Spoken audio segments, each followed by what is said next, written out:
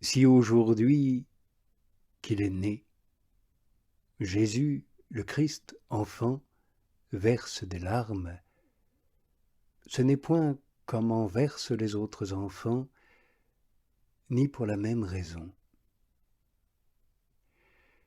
Chez eux, c'est la douleur qui les fait couler. Chez lui, c'est l'amour. Ce sont des êtres passifs plutôt qu'actifs, car ils n'ont point encore l'usage de la volonté, et s'ils pleurent, c'est parce qu'ils ont mal, ou faim, ou soif. Le Christ, Jésus, ne pleure que parce qu'il compatit. Les autres enfants gémissent sous le poids du fardeau qui pèse sur tous les enfants d'Adam. Jésus pleure sur les péchés des enfants d'Adam. Et un jour il répandra son sang pour ce qui fait aujourd'hui couler ses larmes. Ô dureté de mon cœur, Dieu veuille que de même que le Verbe s'est fait chair, mon cœur devienne de chair. C'est d'ailleurs ce qu'il nous a promis par son prophète, en ces termes: je vous ôterai votre cœur de pierre, et je vous en donnerai un de chair.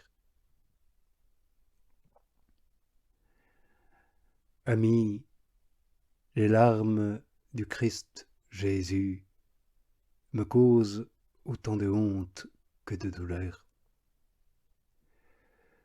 Pendant que je prenais mes ébats dans la place publique, j'étais frappé d'une sentence de mort.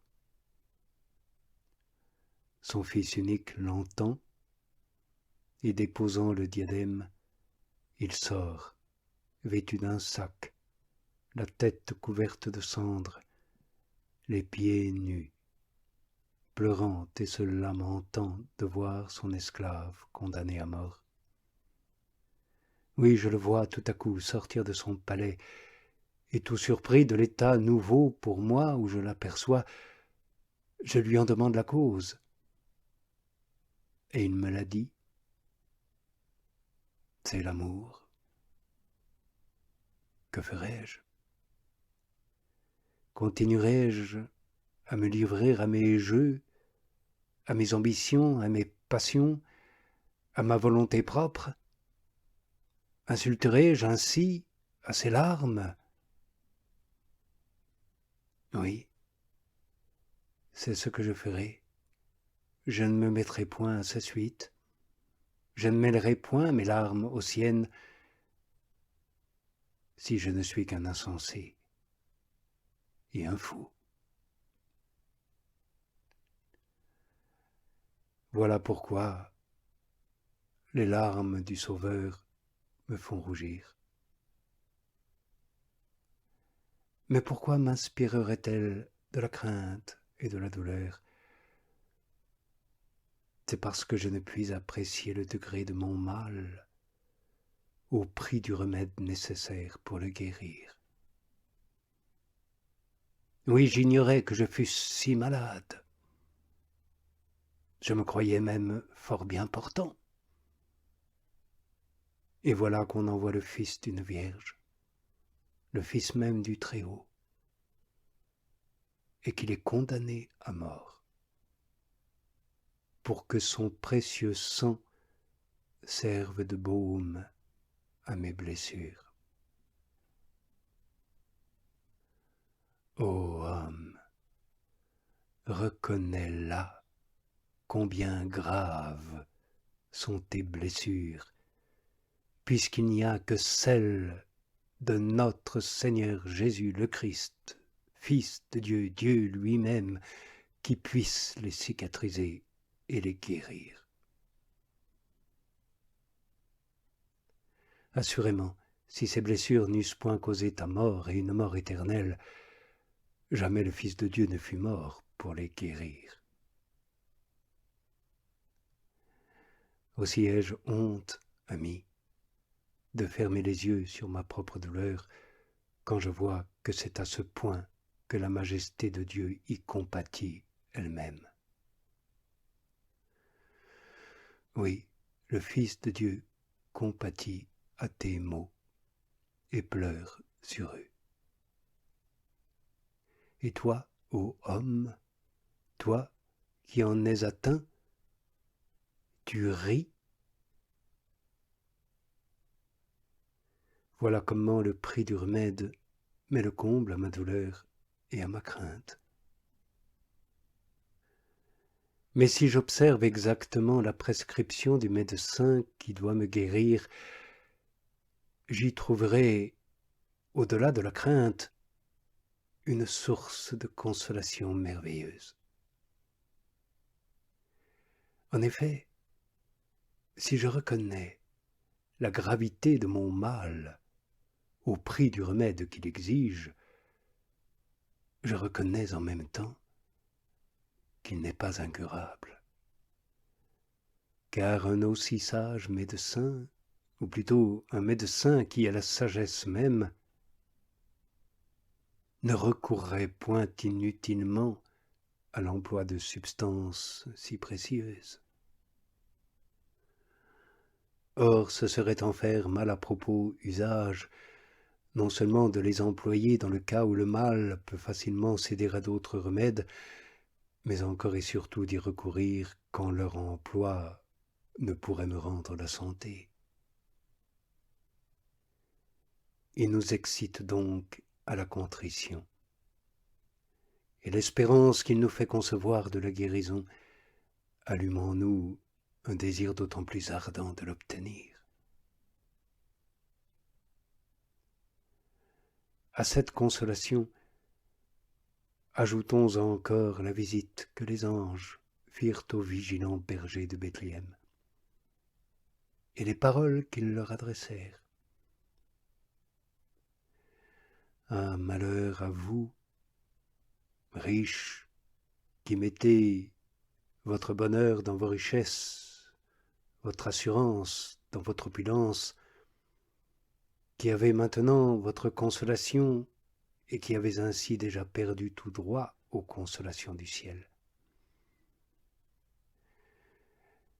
Que de nobles selon la chair, que d'hommes puissants, que de sages selon le monde, reposaient alors moellement sur une couche moelleuse, et ne s'en trouva pas un seul parmi eux qui fût trouvé digne de voir briller cette lumière nouvelle, d'apprendre cette grande nouvelle, et d'entendre les anges chanter dans les airs « Gloire à Dieu au plus haut des cieux ». Non, il ne s'en trouva pas un seul.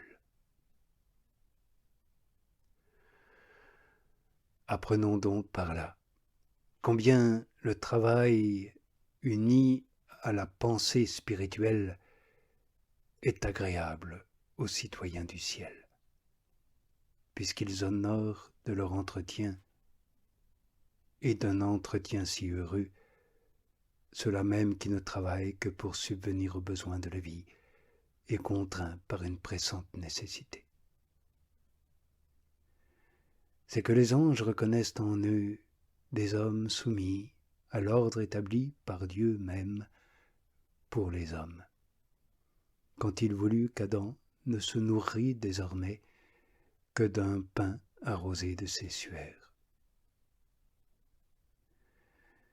Remarquez, je vous prie, amis, tout ce que Dieu a fait pour nous encourager, pour nous sauver, et qu'une parole si pleine de vie et d'efficacité, une visite si certaine et si digne d'être reçue avec une entière déférence, un langage si éloquent, sinon des lèvres, du moins d'action,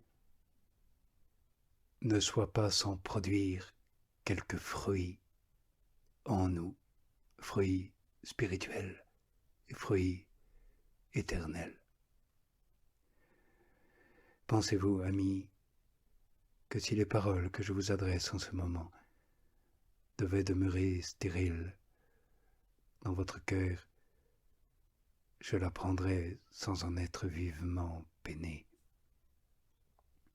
Et pourtant, qui suis-je, moi? Et que sont mes paroles?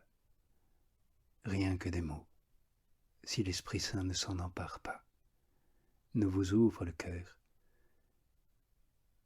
et si vous-même ne les accueillez pas en invoquant l'Esprit Saint.